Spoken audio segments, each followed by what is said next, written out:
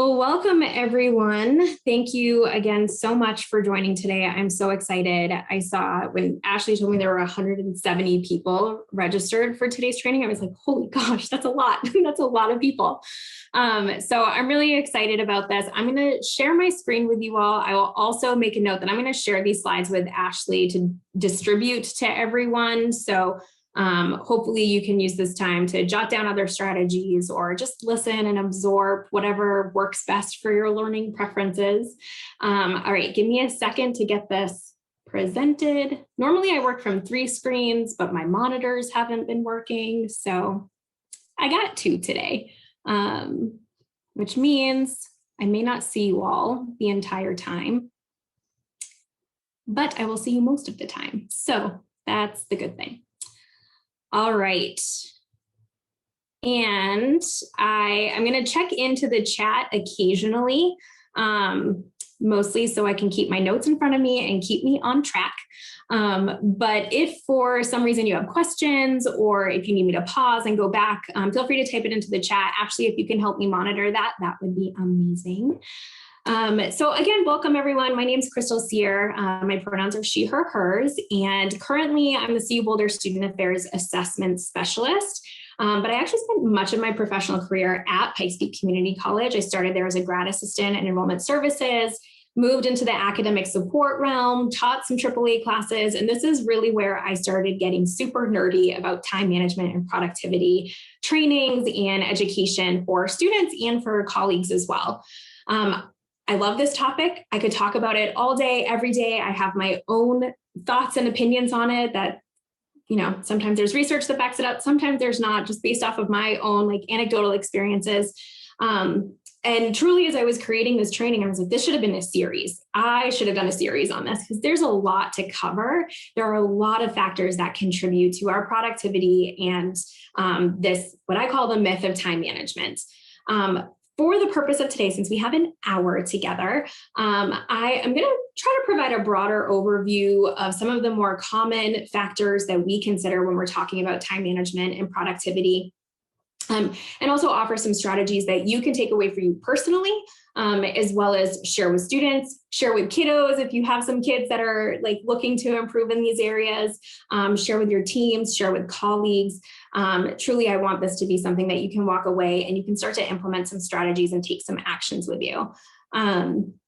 You'll probably notice if you haven't seen me train before, I have a fairly casual presentation style. I generally love to chat with folks. I love to engage. So as you're comfortable, I do invite you to turn on your cameras and join the group. We can at least pretend to be together, even if we're not. But please do so as you're comfortable. And again, for those of you just joining, I will provide these slides to Ashley. So don't feel like you have to jot everything down. You're welcome to snap pictures of the slides if that's helpful for you. I know that's something that I generally do, but you're welcome to do that as well. So let's jump right in, shall we? So for the purposes of today, I have 3 very simple outcomes. To hopefully when you leave here, you'll be able to describe the relationship between time management and productivity, identify personal challenges or barriers that are impacting your own productivity, and we'll wrap up with a productivity strategy that we're going to create together and hopefully help address some of those challenges and barriers that you may be experiencing and give you a framework to be able to take back to your team or to the students that you're working with to help them navigate some of their own challenges and barriers. So I'd like to get started with a quote. So this comes from Brendon Burchard's book, High Performance Habits. It is considered a personal development book, which I know can be deterring for some folks. One of the things I love about Burchard's book is that it is just entrenched in research and studies. The references page is multiple pages long and has a lot of great resources that dive into a lot of studies on the topic of habits and productivity and time management. So if you're interested in exploring this at all, I definitely recommend exploring his book, High Performance Habits. So as I'm reading through this quote, if you're willing to kind of walk with me through this, as I read through a piece that begins to resonate with you, I want you to hold up your hand, either physically hold up your hand or you can hit the little reaction button to raise your hand. All right. One of the worst feelings in the world is to be incredibly busy, but feel that you're not making any progress. You're fighting the good fight, but your approach is wrecking your health or compromising your well-being. Projects seem to take forever. Progress comes too slow. Happiness is always a distant horizon never reached. Now, I see a lot of hands up, right? Even if you didn't raise your hand, I'm sure there's something in here that clicked for you. Otherwise, why would you be here today, right? To talk about time management and productivity.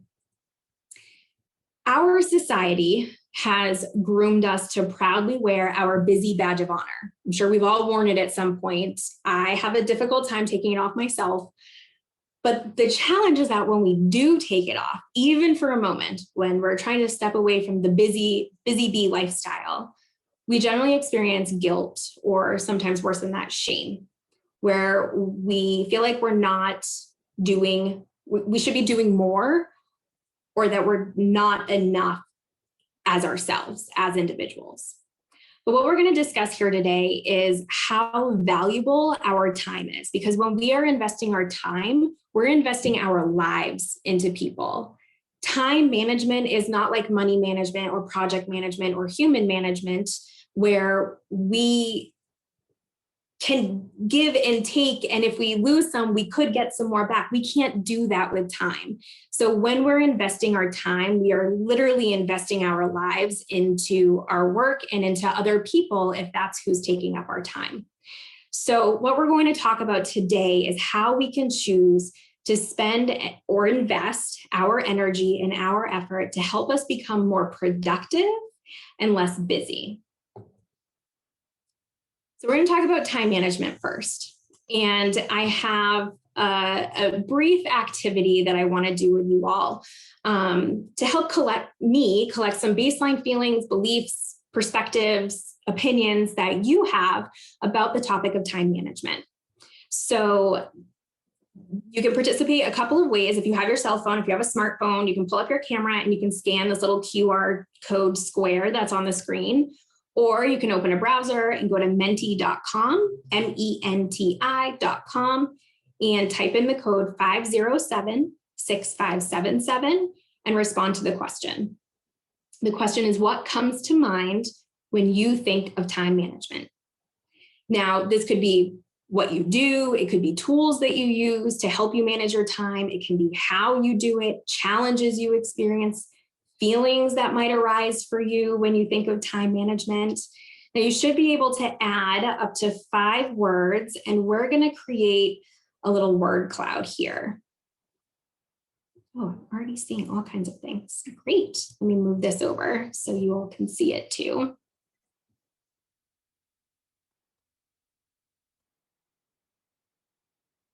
Oh, there we go. All right. So we're seeing productivity, productive, very common, organization, calendars, efficiency, balance, yep. Schedules, great. This is wonderful. All right, organization, stress, yeah, priorities, difficult, yep. There's a lot that we can consider around this topic. Absolutely. Yeah. All right. You are welcome to continue adding to this as we continue through, as new things come up for you. But just to note that productivity, organization, efficiency, that's where we're going to spend a lot of our time today in talking about how can we do these things more effectively in our work, particularly in our professional realm, but so much of this is going to apply to lots of other areas of our life, personally, hobbies, chores, housework, whatever it is you need to do to be productive. Awesome. All right. Thank you all for that. It's very helpful. So generally, when we think about time management, in my experience in working with students and colleagues, Some of the common things we hear about are we use a planner, we block out time for activities on my calendar, whether you're using Outlook or other things. Oh, busy, busy, busy. How are you doing? Oh my gosh, I'm so busy. I'm so busy. Or they're really good at managing their time. They must be super motivated all the time. I don't manage my time well because I'm just not motivated to do it. The fact of the matter is these are very much myths. These are very much myths that are tied to time management, in that these behaviors, those or actions, doesn't mean that someone is actually good or skilled at time management, and vice versa. Someone who's skilled or good at time management doesn't necessarily do all these things. I have worked with students and colleagues who don't use a planner, who do not live off of their Outlook calendar. I don't know how they do that, because that is my style for managing my time and allocating my priorities, but it doesn't work for them. And that doesn't mean that they can't be productive, they can't be organized, they can't be efficient, and they can't manage their time well. In reality, what we put on paper does not necessarily yield to any productivity. It doesn't matter what I write down. It doesn't matter how beautifully I color code things, because yes, my little daily passion planner is color coded by what I have for work and home and other things. I like to color code. That helps me feel more organized. But none of that matters if my actions and my behaviors don't align with what I'm putting on paper. I could fill out the most beautiful calendar, but if I don't do the things that I say I'm going to do in the amount of time where I think I need to do them, I'm not effectively managing my time and I'm not being as productive. So what we're going to do today is build off of the Merriam-Webster definition of time management, just to give us all a baseline to work from, where it's listed as the ability to use one's time effectively or productively, especially at work. So it's not how well can you use a planner or how well you manage a schedule. In reality, we're not managing time. We can't manage a resource we have no control over. What we're managing are our personal behaviors and our actions, and allotting a chunk of time to those actions and behaviors to help us be more productive. That's all we're trying to do. So we're going to spend most of our time today talking about productivity in terms of the work that we do in higher ed. But as I said, this is absolutely applicable to our personal lives. It applies to our students. It applies to our kids. It applies to anyone and any area of our lives where we're trying to be more productive, to work more effectively and efficiently. I also want to pause for a moment because I know that the concept of productivity, and when we start to think about number of hours in a day, number of hours in a week, and all of the things that we need to do, I know that that can feel very overwhelming, very stressful, and very anxiety-ridden for folks. So I want to note that in no way am I suggesting or even recommending that every hour of our day be structured with the intention of being productive on a task or a goal, that we're working through things all the time. Instead, what I want us to do is discuss the challenges and the strategies that factor into productivity when we have set aside time to be productive. So it's not going to be all 168 hours in a week, but the times that we have set aside, what can we do to improve in those areas? So again, let's start off with a definition. Merriam-Webster: productivity is the effectiveness of productive effort, especially in industry, as measured in terms of the rate of output per unit of input. Now, I'm curious, how many of you have thought about the outputs for your work in higher ed? What are some of those outputs for our industry? I know that that term sounds like something we would use more in trades or in the business field, but in higher ed, we do have outputs. For us, it just looks a little bit different. It could be appointments with students. It could be reports that we're trying to complete. It could be documents that we're processing, lessons we're planning, grading, feedback for students. It could be a lot of things. So I want us to take a moment and reflect on thinking of the nature of your work and your responsibilities in your role. What are some of those primary outputs, where you can think of it in terms of what's captured in our assessment plans, right? What are we measuring? What's our focus for measurement? How are we evaluated in our work? What are some of those outputs that are associated with that? So those kind of final products. As you're thinking about them, please add them to the chat as you're comfortable, but keep these in mind because we will need them for later. Now, productivity basically follows this foundation of these three pieces: setting goals and maintaining energy and focus. It begins with the end in mind. If you attended my outcomes training in the fall, this probably sounds pretty familiar to you. We really need a clear understanding of our goals, our outcomes, our outputs, whatever you want to call them, to ensure that the energy and the effort, the life that we are investing into these actions and behaviors and this time that we are devoting to this, that it's actually moving us in the right direction, and that we're not just spending time, we're investing it into something. So by doing so, this is going to help us be more focused and more engaged in our work. That can lead to a better kind of flow state, better and more enjoyment in our work, which we know leads to greater intrinsic motivation, right? And when we're more intrinsically motivated to do something, we're happier, and happier people are more, they are more productive in terms of both quantity and quality.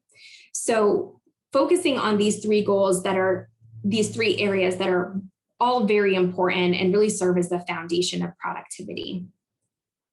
So if we know it's goals and we know it's energy and we know it's focus, what's stopping us, right? If it was that easy, if productivity was that simple, if we were robots programmed with tasks to complete, not a problem.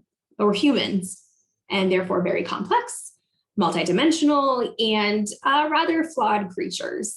So when we experience challenges and barriers that prevent us from being productive, we just automatically say, well, I'm just really bad at time management. I'm just not managing my time well. Or we get really down on ourselves and we start feeling more of that guilt and more of that shame. And we start seeing the impact on our health and wellness and on our stress. And some of us develop other wellness concerns associated with that, right? But the truth is, no one is productive 100% of the time. Even the most productive people are not productive 100% of the time. We all have days where we want to sit around, we want to lay in bed, we want to binge watch Netflix and just eat cookies. Like, that's okay. That's called re-energizing. That is recovery time. That is okay to have that. But the times that we want to be productive, we just need to make sure that we're maintaining that energy and focus. So we're going to talk about some of the common challenges that I've heard from students and colleagues over my career, as well as hopefully addressing some of the questions that some of you had shared when you registered for the training today. So as we talk through these, we're going to primarily focus on those that impact those foundational areas, the goals, the focus, and the energy. If there are specific barriers or challenges that you are hoping that we address today, feel free to toss those in the chat, or you can private message me and I'll kind of skim through those. Hopefully I can get to them. If not, I can work with Ashley to find a way to get some information back to you. So let's get started with our challenges. First things first, unclear goals and outputs. Remember, productivity starts with goals. What are you trying to achieve? Are there deadlines attached to those? What about milestones? What are the outputs that are attached to those goals? So if you are wanting to publish an article, or if you want to write a book, then your output is writing. Getting the words on the paper, that is your output. It is that simple. Do you want to run a marathon? If so, your output would be training hours, training miles, just racking up the miles and getting through that process. I've never run a marathon, have no intention to, so I don't actually know the process, but your output is actually doing the thing. It is running. It is getting the miles in and doing the training.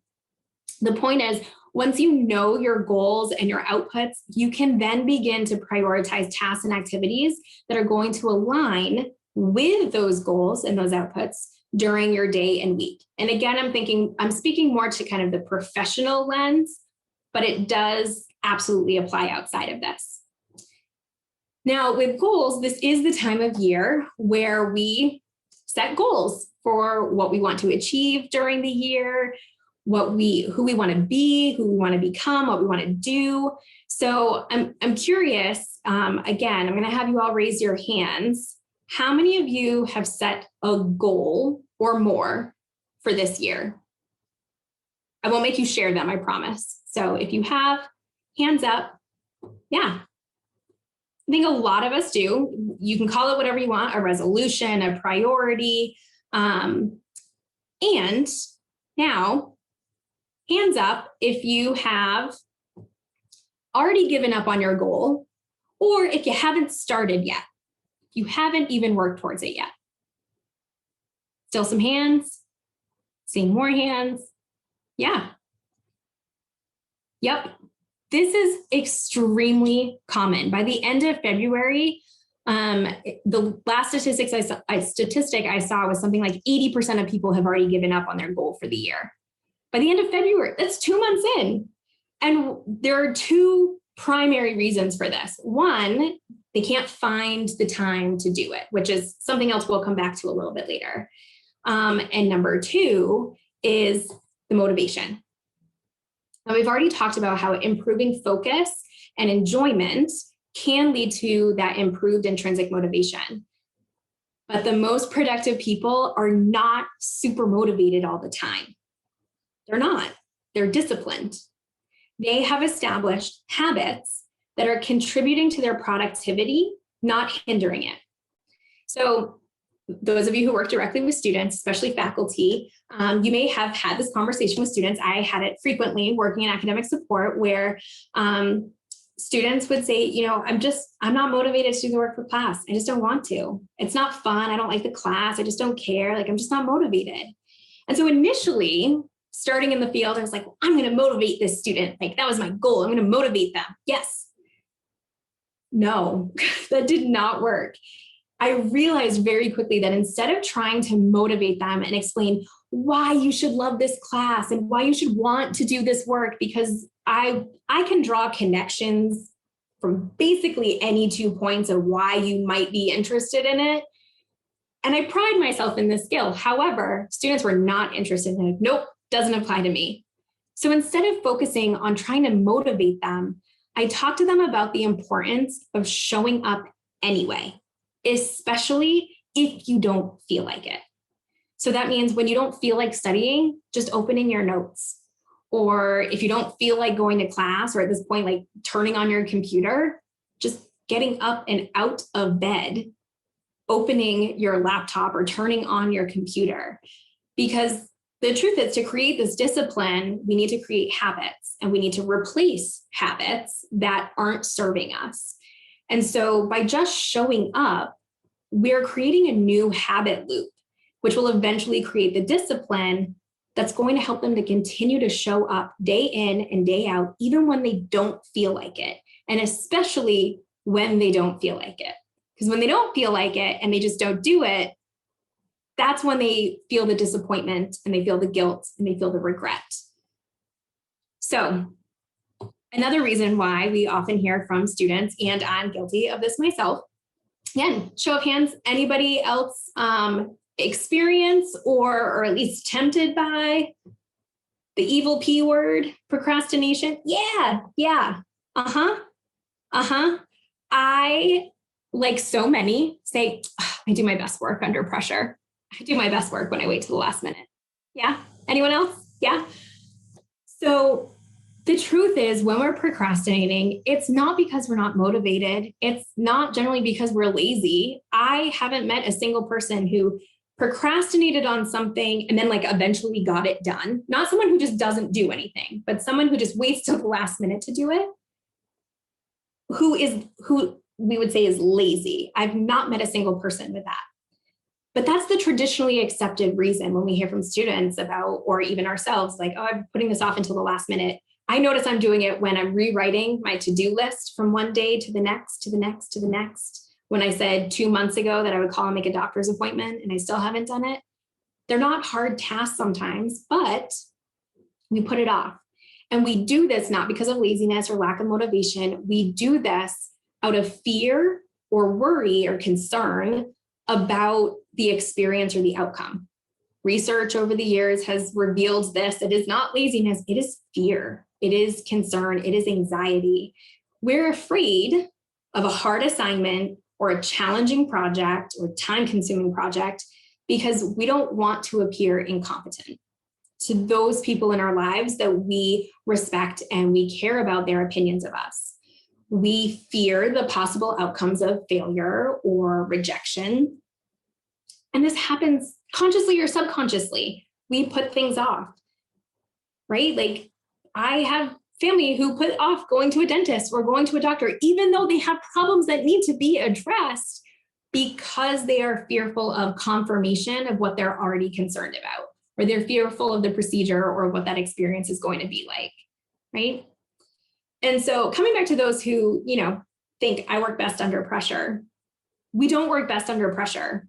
We are hyper-focused under pressure, which is what allows us to be productive and complete the task, right? Because setting goals, focus, energy, we are jazzed, we are energized, sometimes we're caffeinated, and we are sitting down and we have to focus because we have a deadline and we need to get things done.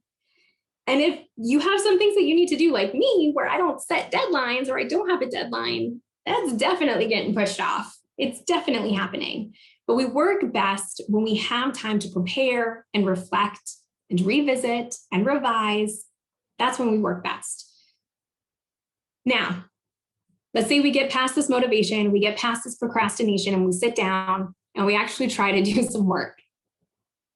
Then we have, this is what I call all the things. We have distractions, we have interruptions, we have multitasking.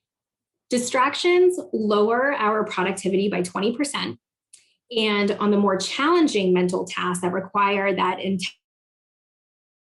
intensive cognitive focus, the critical higher levels of critical thinking, distractions can slow our thinking by almost half.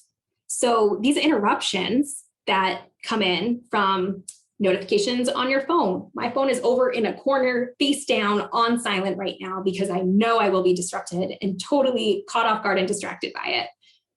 Turning that down, the email pop-ups, the Teams, the little like chat pop-ups that come up in the corner of your screen, every time it comes up, what do? We check it. We check it. Do I need to open this now? Is this something that needs attention? Or even if it doesn't, oh, that seems interesting. Oh, that's my friend. I haven't heard from them in so long.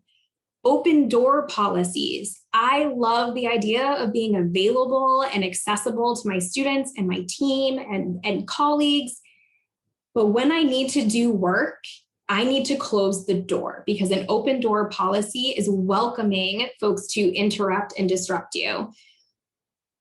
Then we have to look at multitasking, right? Someone comes in and, oh, I just want to chat with you. Oh, okay, sure. I'm just typing an email. Go ahead, keep talking. I'm just going to finish this. That's not how our brains work. Our brains don't have the ability to fully focus on task one when it's still trying to figure out what is task two doing? What is happening over here? I'm trying to make sense of this information. So all of these areas are actually impacting our productivity pretty negatively. So what we're doing is when we allocate time for different tasks and activities for our work during the week, we need to be really mindful of the boundaries that we're setting during the times that we're allotting.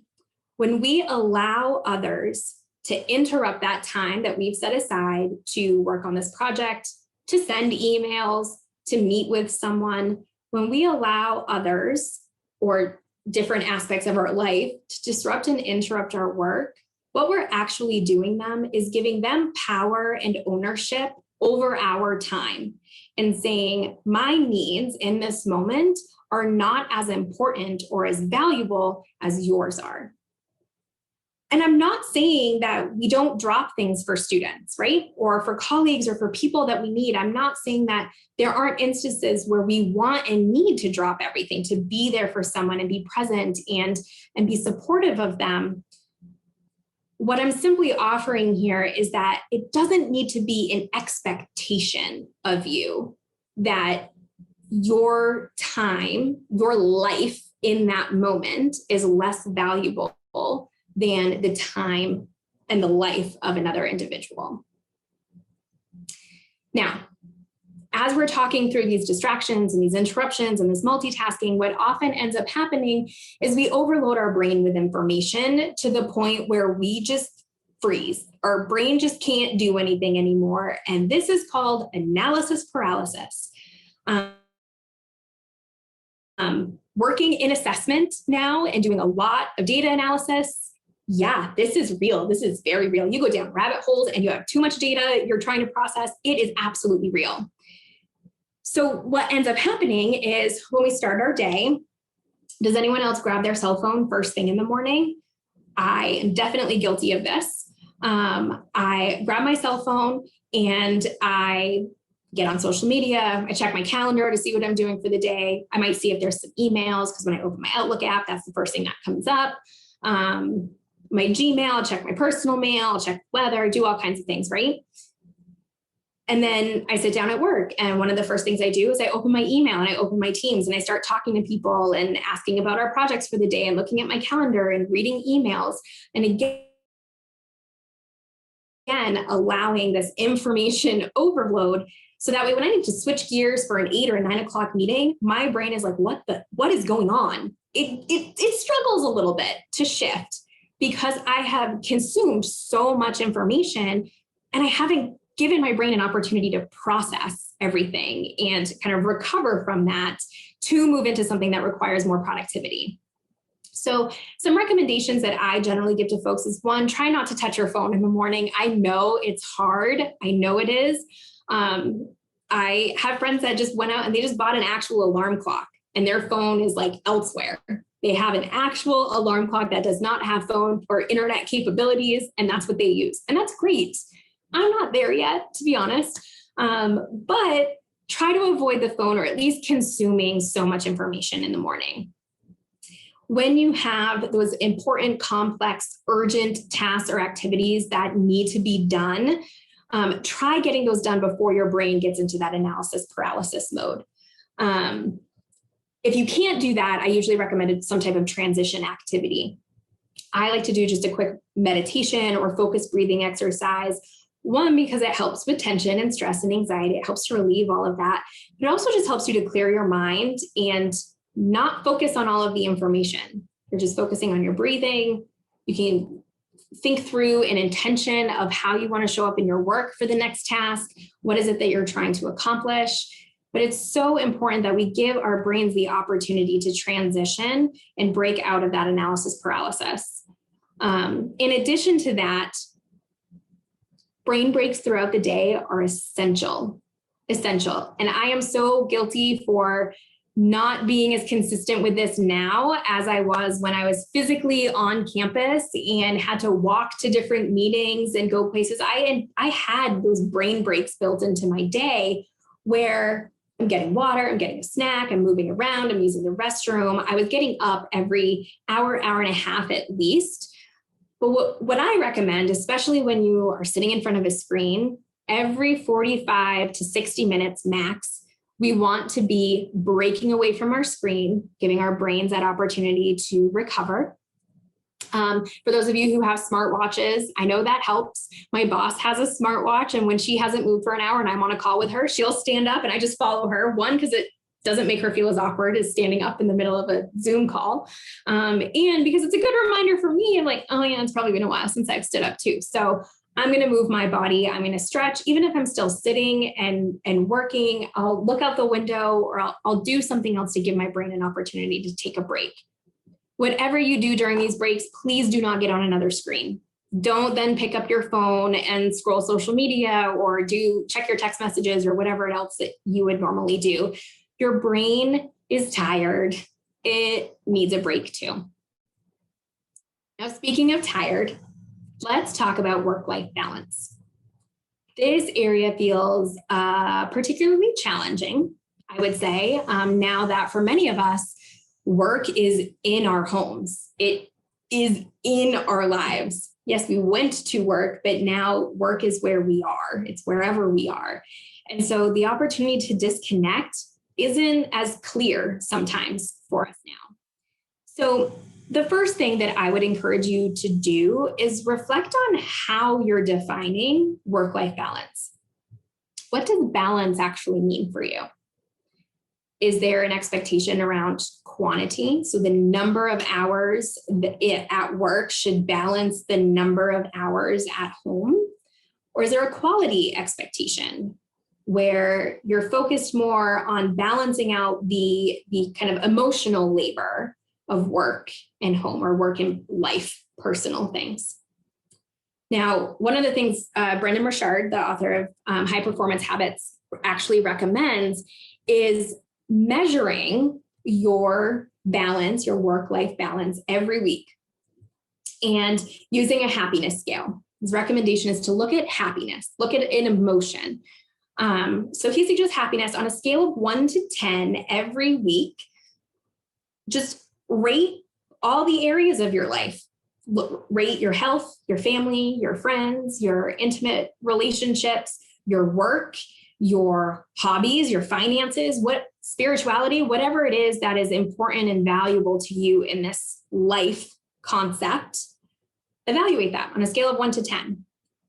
So there's a pretty valid argument here that if you aren't consistently measuring the areas of your life, how can you possibly know whether or not you're achieving the balance that you're seeking? How can you possibly know if it is balanced or not? And if not, what's out of balance? It's not always work. It could be something else that's creating an emotional toll that's then carrying into the workplace, that's carrying into other areas of your life. So taking that opportunity to reflect on that kind of quality of your expectation versus the quantity of it. Now, that doesn't mean like, oh, if you work 70 hours a week, like that's fine, as long as you're having a lot of fun outside of that. Like, yes, there still needs to be some type of quantitative balance there. But that we want to be mindful that it's not just about the quantity. Now, one area of life that is often overlooked when we're scheduling out our time each week, which is absolutely crucial to not just us as humans, but also to our productivity, is the entire concept of self-care. I'm not just talking like face masks, bubble baths, like massages. All of those things are wonderful. I love all of those things. And they serve a purpose for stress relief, for re-energizing personal time. But I'm talking about the basics. I'm talking about eating well, fueling your body with nutritious foods. I'm talking about getting enough quality sleep. Not you laid in bed for 7 hours at night, but maybe slept for 2 hours, but you slept for an extended amount of time. You're drinking your water, you're moving your body in whatever way that looks like for you. The point is, these essential functions to our overall health and wellness is what's going to energize us to maintain that productivity, to then be able to focus. Our brain needs that for focus, but our bodies need that for energy. So two of the things that we generally compromise is sleep and food. How many of you are like, I'm just going to grab this bag of chips on my way to this meeting because I don't have time, right? Or now that everything's virtual, I find I have a lot more back-to-back meetings and not a lot of breaks in between them. So how can we be really intentional about that self-care and building those into our days and building those into our weeks and making sure that we're aware of that? So those are some of the more common challenges. There's a lot of messages. I'm going to try to read through these in a moment when we do another activity, but I know we're coming up on time soon already. Like, I don't even know how this happened, but what I want to do is give you some actions now. I know we talked about a couple of strategies that can help address some of those challenges and those barriers, but I want to focus on actions that you can take when you leave here. So it's not just like, oh yeah, great, procrastination is from fear, but like, what can you actually do to be more productive in your work? So there's a few that I'm going to recommend. Oh, my button's not working. Technology. Okay. This first one is a time and energy audit. So how are you spending your time? Has anyone here done a time journal before, out of curiosity? I'm just looking. A couple folks? Great. Wonderful. Did you find that it helped you understand how you spent your time during that period of time, a week, a day, whatever that looked like? mean, I can get thumbs up, thumbs down, maybe. If not, like, okay, I'm seeing a couple thumbs up. Great, great. So time journals, I think like they sound, I'll be honest, they sound really intense. But you're just documenting what you're doing during your day. How are you spending your time?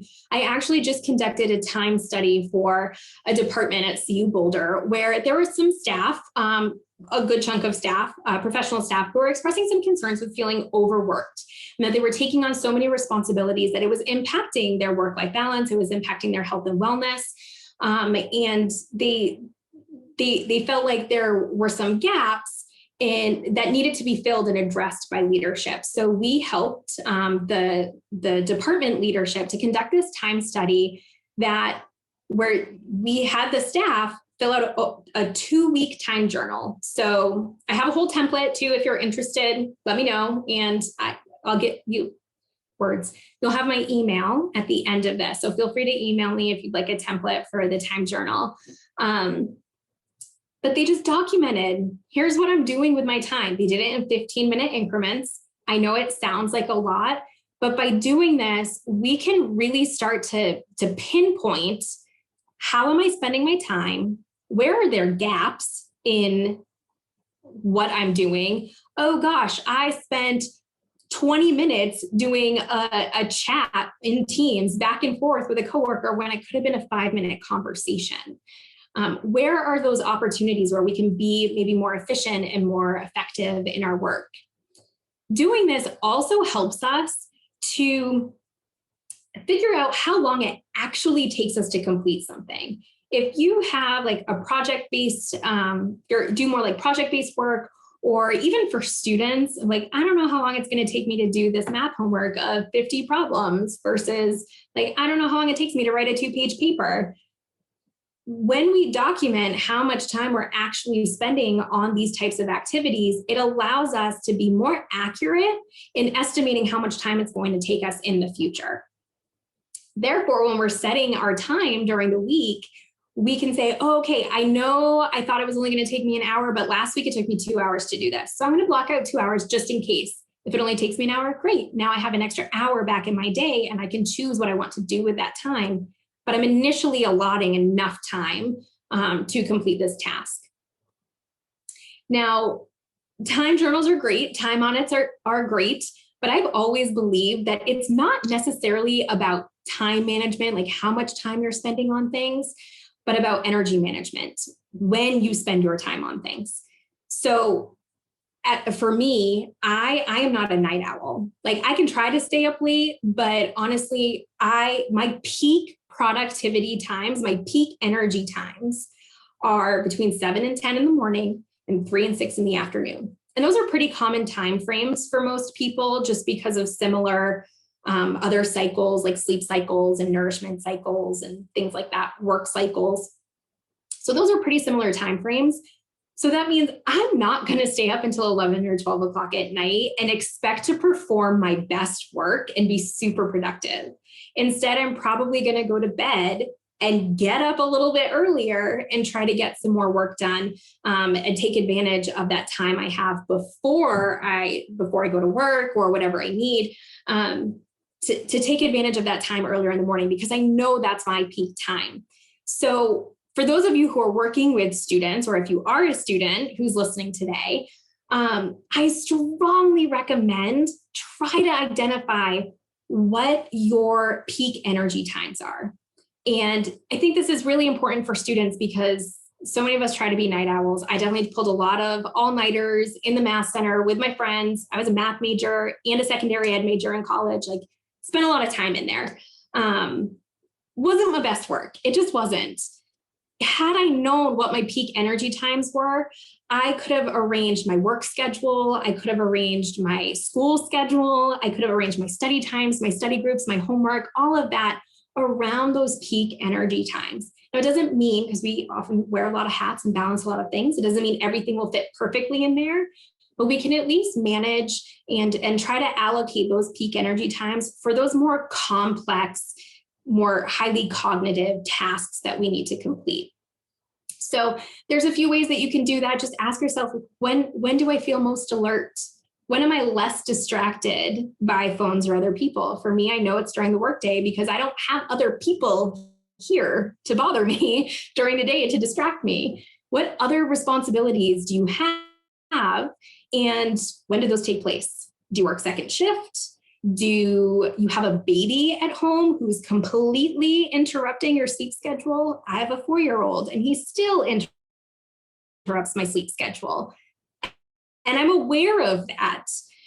So identifying when those peak energy times are, and they usually fall in 60 to 90 minute cycles. So really within mine, I kind of have like a cycle and then I fall off a bit, but that's usually when I get a snack and I get some water, I give myself a brain break, and then I kind of jump back into another cycle. So identifying those peak energy times, definitely. And then once we know what our time and our energy looks like, this is where we get to be intentional about the activities and the tasks and the actions that we're choosing to practice during our very short time here on this earth. We all have 24 hours in a day, 168 hours in a week, no more, no less. This is what we have available. Traditionally, what I call allocating time is what most people consider when they think about time management. It's writing it down, it's scheduling or structuring the activities that you're doing during a day or a week or a month or however long you want to plan it. I personally choose the term allocating because I am intentionally distributing blocks of time for different activities. And I'm trying to schedule those around those peak cycles, those peak energy cycles for me, in a way that's going to allow me to maximize my focus and my energy to help me be more productive. And then achieve whatever goals I set for myself, for my team, for a committee that I'm on, whatever that looks like. And so I always recommend allocate by priority, which we generally consider as urgent and important, those higher priority ones. But I will say the same thing I said to students: if everything is a priority, nothing is a priority. So we truly do need to prioritize. Is it the end of the world if my laundry doesn't get done today? No, it is not, because we have other clothes that we can wear. Are that my favorite shirt? Nope, sure not. But will I be okay if I can wear something else? Yes, definitely. I'm also not here to tell you what you should prioritize. Your priorities should align with your values and your goals. If they don't, that's a different training. That is something to reflect on and think about why that's not being reflected, and kind of revisit that and how you're allotting that time. Now, as you are allocating your time, don't forget about your self-care. Remember, very important. Intentionally schedule downtime to re-energize into your week or your month or your day, however far in advance you plan. And if you spend a lot of time in front of a screen, schedule intentional screen-free time. That means no computer, no TV, no phone, no tablet. Find something else. Go outside, read a book. It doesn't mean that you don't use your eyes, you just don't use a screen. Give your eyes that break. And then once your time is allotted, protect it. Protect that time. I don't recommend filling up your entire calendar so there's no flexibility and there's no way to shuffle should priorities switch and other things come up, because that happens, especially when we work with people, right? So definitely allow for that flexibility and protect that time. And sometimes that means having others help you to be accountable and help to hold you accountable in this. One of the things I recommend, which is something that most are like, nope, not going to do that. How do you expect me to do that and say no to my boss or to someone else? Get comfortable with saying no. If you or your team are asked to take something else on and you're looking at what you have scheduled and you truly don't have the capacity, and capacity does not mean space in your calendar. Capacity means space in your calendar, focus, and energy. Remember, foundation of productivity. If you do not have the capacity to do it, I encourage you to be brave and practice saying no. And if you're not at that point yet, because it took me a really long time to get there too, because I'm like, yeah, I can do it. Yeah, I can do it. Yeah, I can do it. Practice with yes and. I really like this one because it allows you to do it and advocate for yourself. Yes, I would love to chair this committee, and I'll have the time to allocate to that if I can share the workload with a co-chair. Yes, my dear student, I can meet with you and talk about the assignment that you have tons of questions about. Absolutely. And here's how to schedule an appointment with me. And here's how to access me during drop-in office hours, and so on and so forth, whatever your process is for meeting with students. No one's going to protect your time. That's your time, right? No one's going to protect that for you. So it's so important that we, even if we're not comfortable, we at least get brave and begin to protect our time and our lives in that moment, protect those ourselves. Now, a lot of the work that we're doing when we have new goals and when we're trying to change how we are productive and how we are managing our time, what we end up having to do is create or replace habits. Habits are behaviors that have been repeated enough times that they become automatic for us. We've already talked about how impactful having the right habits can be in our overall, discipline and productivity. And I won't spend a ton of time on this. I will say one thing I don't like to say is to think about habits as good or bad. I don't like that because good and bad labels generally have this underlying sense of guilt or shame that are associated with them. So if I have this bad habit, oh no, something is wrong with me, or I should be doing something else.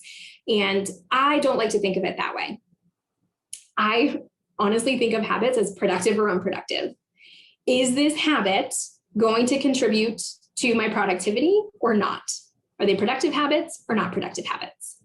And now I'm not going to spend a ton of time talking about habits. There's a lot of great books out there. I'm currently reading Atomic Habits by James Clear.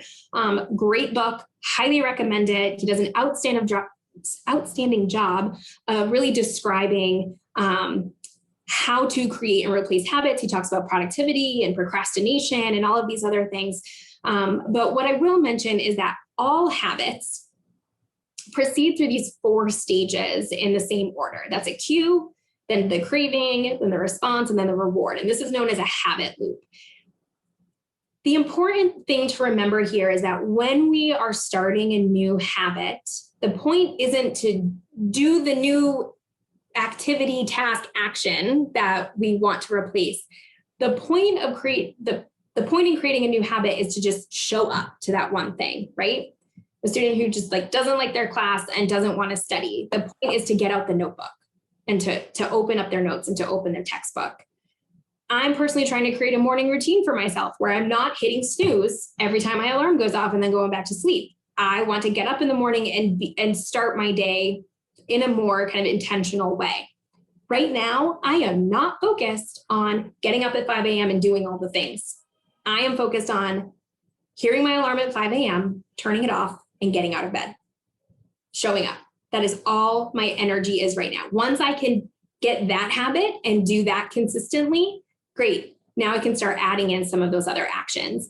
This is why you often hear fitness experts say, if you aren't motivated to work out, just put on your running shoes, because you're starting to create new actions and activities that are going to replace your old habits and tie it back to that cue. So now anytime we think about working out, you're putting your running shoes on. There's not that emotional kind of stigma tied to that. And the last one I want to talk about is increasing our competency. I feel like this goes without saying, but maybe not, that increasing our knowledge and our skills in appropriate and relevant areas can help us to be more productive and make more efficient use of our time. Now, I see this firsthand in my work in assessment. If any of you also work in assessment, I'm sure you've heard this as well. Our number one complaint we have from folks in the Student Affairs Division at CU Boulder is that they don't have time to do assessment work. Generally, that means the analysis and the reporting, and then getting that out to us. We know by their own admission, I'm not making this up for them, they feel like assessment work is hard and that they don't have confidence in their skill sets to be able to do the analysis and write the reports.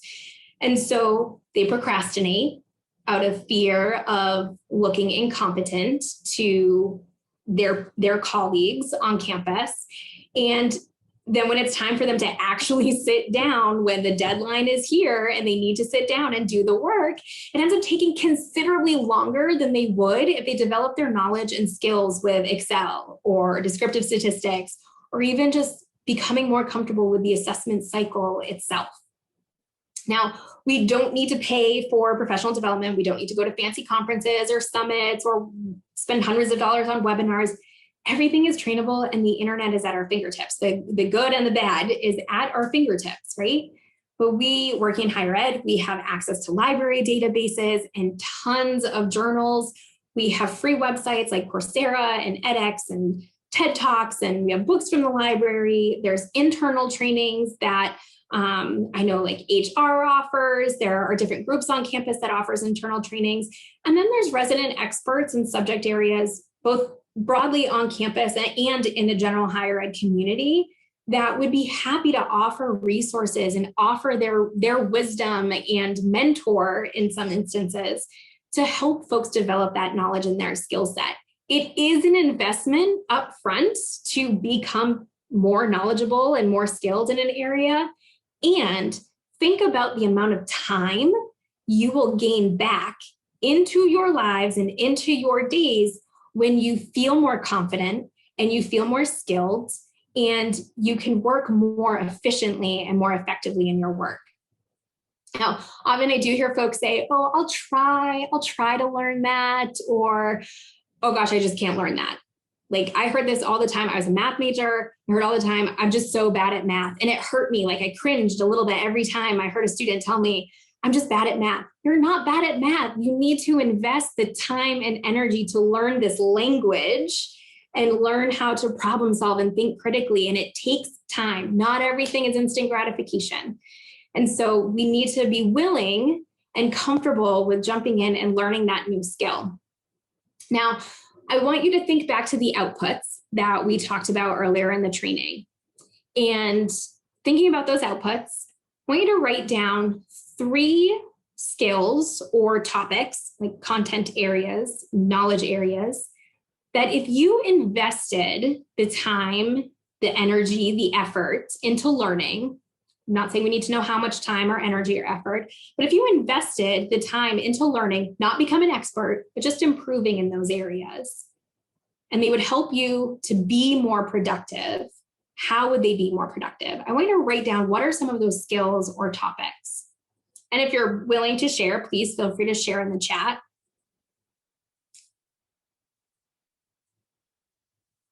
And then once you've written those down, I want you to make a commitment. I want you to commit to improving in one of those skills or knowledge areas, just one of them. Commit to improving this semester. This semester, not this year, not in 2021, but this semester, within the next few months. And when you get off of this call, I want you to go and sit down with your calendar, your planner, whatever else it is you use, and put in 1 hour, anytime during the semester where you are devoting that time, you are allocating that time to improving your knowledge or your skills in that one area. And I want you to commit to it. Don't move it. You can move it if there is a crisis or an emergency, but otherwise don't move it. Commit to it, because that is going to help you. And the sooner you do it, the better. I'm one of those people that's like, oh, I have to do it this semester. I will do it May 1st. Okay. But the sooner the better, the sooner it can then start to impact your productivity overall. I'm just checking the chat to see what folks are saying. Pivot tables. I was just going over pivot tables with a colleague this week. It is so helpful and such a time saver. Online learning platforms, Excel. I don't know which area to focus on. I'm interested in so many different things. Yes, I am a multi-passionate person myself, so I get that. Just pick one. Or what we can do is also think about what are the aspects of our lives that are hurting the most, right? What's being most impactful. So that's actually going to take us into our last activity. I'm going to post this on the screen because I know we are like right at time. But I want you to create a productivity strategy. And so feel free to snap a picture. Again, Ashley will have the slides to share. But what I want you to do is reflect on the foundations of productivity that are impacting your work the most. Is it goals? Is it energy? Is it focus? For me, it's focus. It's always focus for me. I want you to add some specific details. What is it? What challenges specific to goals, focus, or energy are really impacting your work the most? These are some of the common challenges we talked about today. This isn't all of the challenges that impact it. So if there's other things, absolutely write those down. For me, it's always distractions and interruptions, my cell phone, my Teams messages. I have a habit, I know it's a habit, that when I'm cued with a notification, that I have a craving that needs to be satisfied, that I need to check it. And so when I check it, I'm responding. And that's rewarding that cue that now when there's a notification, I check it. That's the habit loop that I've created. So then I want you to take one strategy, and this one I want you to implement by the end of next week. I know that's fast. I know it's fast, but the longer you wait, the less likely you are to do it. I want you to do it while it's fresh in your mind.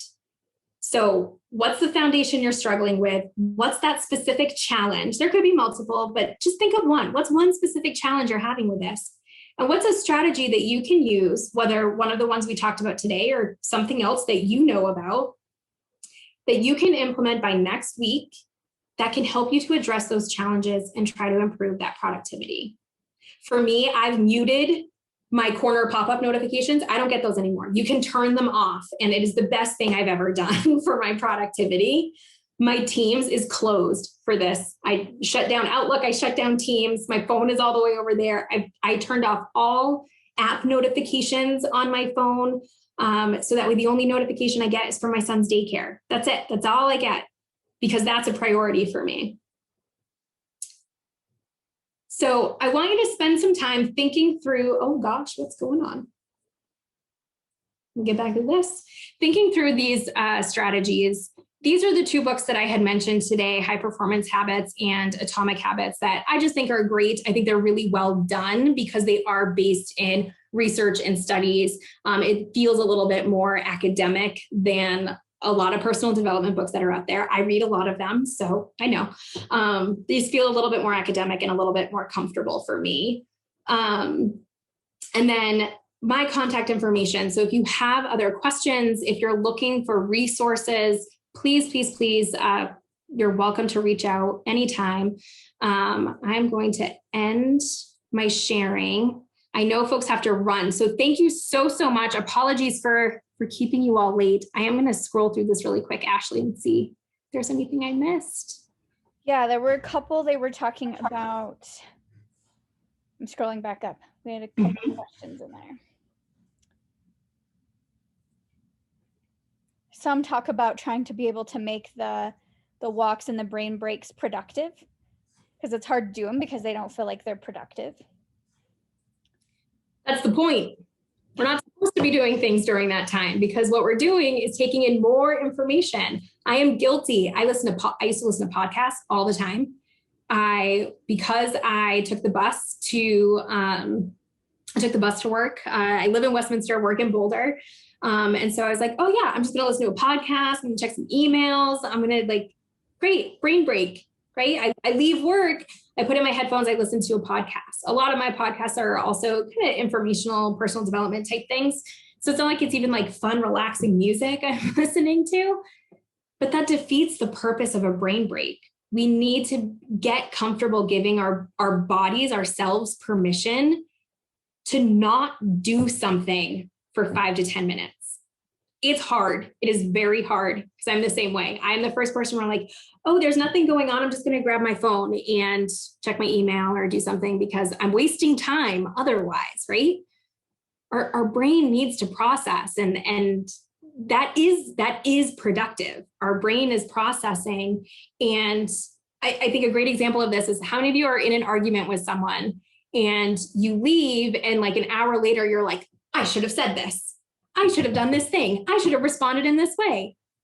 Your brain finally processed what was going on in the argument. And so now it's catching up and saying, oh, this would have been better because it relates to this, and it's connecting the dots. So those neural frameworks are finally working and processing everything that happened half an hour ago.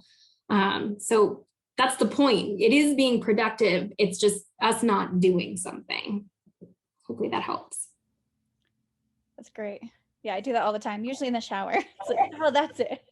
That's when my best ideas come, or when I'm in the shower, because my brain's not in analysis paralysis. It's not in overdrive. It's not trying to process everything. So it's why we say, like, walk away. If you're stuck up, just walk away. Come back later. Fresh slate, clean slate, new pair of eyes. It's not a new pair of eyes. Your brain is caught up to what you're doing. So it's helping you to process in a different way and think differently about what you're approaching. Yeah, another one was about how to build those breaks in when they are in back-to-back meetings. A few different ways. I actually have a few colleagues who I really admire their time management and like productivity skills. They are very structured in the way that they protect their time. Their meetings are scheduled for 45 to 50 minutes. They schedule them on the hour. So it's like 1 to 1:45 or 1 to 1:50. And the next one will not start until 2, because no one's going to start a meeting at 1:50, right? So they're intentionally structuring their day for committees. I'm on committees with this person, campus-wide committees. We meet for 50 minutes because they are intentionally scheduling these brain breaks into their day. For me personally, Wednesdays are my marathon meeting days. I am generally in meetings from 9 a.m. to 4 p.m. It's awful. It's really intense. And they're like large scale campus or division-wide committee type meetings. So I have like 30 minutes in the middle of the day, before and after like a 2-hour long meeting. And so I block off that time. So it looks like my calendar is full that whole day, but I have 30 minutes here and 30 minutes there that I'm walking away, and I'm going outside. I'm just going downstairs and getting away from the screens. I'm doing other things, but I'm intentionally building that into my week. So if you have something where you know Wednesdays are a busy day, I know I have these like standing meetings that happen, great, block off a 15-minute chunk of time immediately before or immediately after. Or I've also gotten used to this now because it's Zoom. I turn off my video and I get up and I'll turn around or I'll walk around the room. I've stretched in the middle of a meeting before that lasted for 2 hours because my back hurt from sitting in my chair all day. Like, there are some perks of being on a video where you can, oh, sorry guys, my video is not working right now, or I'm just going to step away. The middle of my 2-hour meeting yesterday, I got up and I walked away and I got some water because I could feel myself not just fading. So building that time, intentionally setting that time aside of like brain break, I just need to take a brain break, and walking away, turning off the video, walk away if you need to. It's totally fine. I give you permission. That is kind of nice about Zoom, having that control. It's so nice. I mean, I think there was some excitement around like, oh, I can wear pajama pants all the time. I like that I can just turn it off and just sit here and be like, oh, I'm done. I'm so done with the day. And I can do that in the middle of a meeting. Can't do that when I'm meeting with folks on campus. It's not professional. So any other questions that I missed? I'm trying to skim back through. One was about online apps and tools that people use. They were just curious about other things that people might be using, or if you had any other suggestions of cool apps and tools. I'm not a big app and tool person when it comes to like scheduling time and things.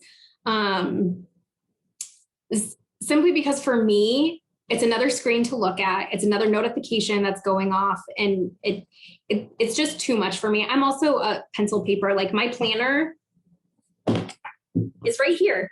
This is my planner of like, yes, Outlook gets all my work meetings and all the details, but this is how I organize my whole life is here.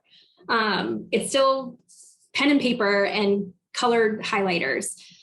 So I personally don't use a lot of them. One of the things I do like, if you're trying to be more mindful of taking breaks throughout the day, I really like the Calm app. I know there's a lot of similar type apps out there, but it can set notification. You can set a time check-in. So every day at noon and at 4:30, I do get a notification from that. So I like, that's another app that I do have on for notifications, that and my daycare. Forgot about that one. But that one does go off and tells me, like, how are you feeling? Just kind of like a check-in to say like when it goes off, I'm like, oh my gosh, it's noon already. I need to get up and I need to move.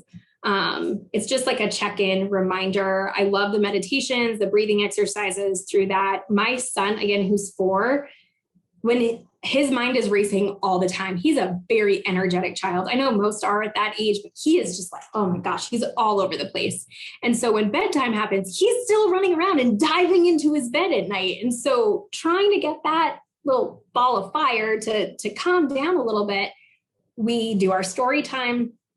And then they actually have like bedtime stories for kids on there too. So we put that on, and it's a nice soft narration.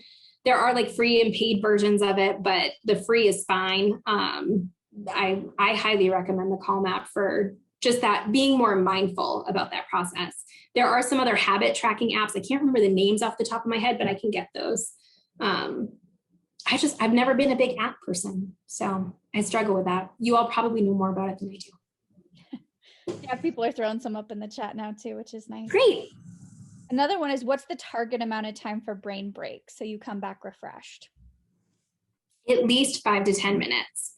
5 to 10 minutes of true break, not I'm going to go and call someone, or I'm going to go read a book, or I'm going to do these other things. Like 5 to 10 minutes of just like being, just existing. I do like to take walks during that time.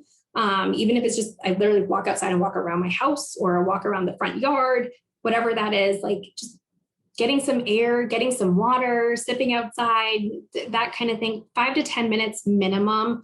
If you start to go more than like 15 minutes or so, that's when, for me, I get really antsy and I'm like, okay, I think that's enough time. I need to get back to work and I need to focus.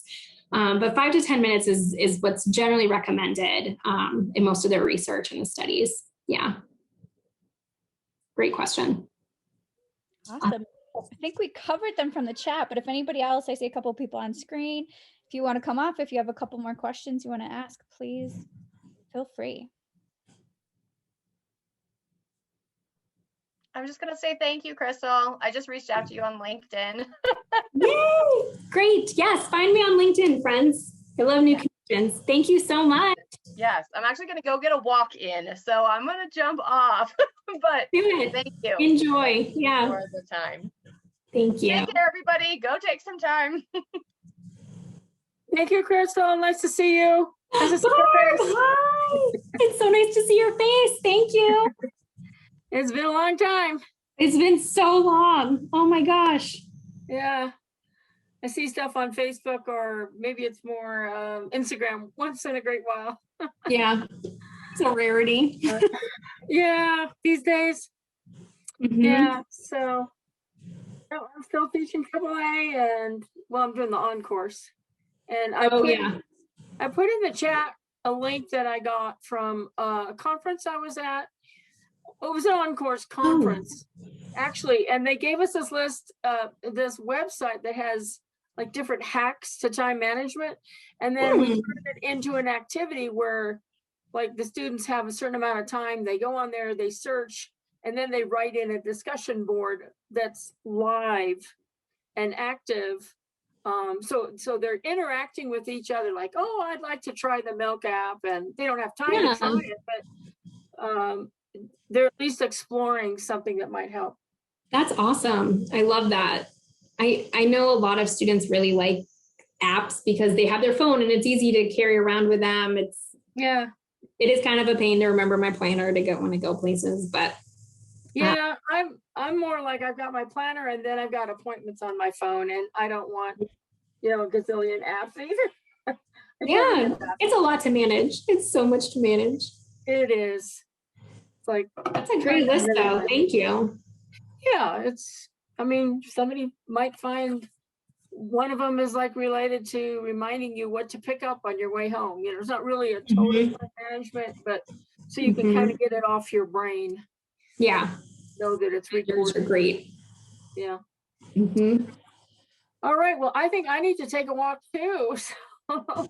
Everyone's going to be walking this afternoon. I love it. We're all going to get our steps in. Well, it's going to be like Arctic tomorrow, Arctic weather. So it's like, I know it's going to be so cold. Yeah. Well, Take care. Thank you. Thanks, Barb. Take care. Thank you so much, Crystal, you, for your Ashley. time and everything today. That was such a great session, and I need to start being a little more conscious of these things too. So it was a nice reminder. It was a nice reminder preparing it. I was like, oh yeah, I need to be better about this. I need to be better about this. I was definitely preparing as I was starting to work on like the distractions and the interruptions. I'm like playing on my phone. I was like, no, bad. Like, no way, I know. Down. I can't train on this and also me doing it. It just shows we're all guilty of it. We all experience it. So thank you so much. This was so fun. Yeah, thank you. I'll send out the recording to everybody and get the slides, but I really appreciate your time. Perfect. Thank you so much. Thanks. We'll see you. Have a good one. Bye.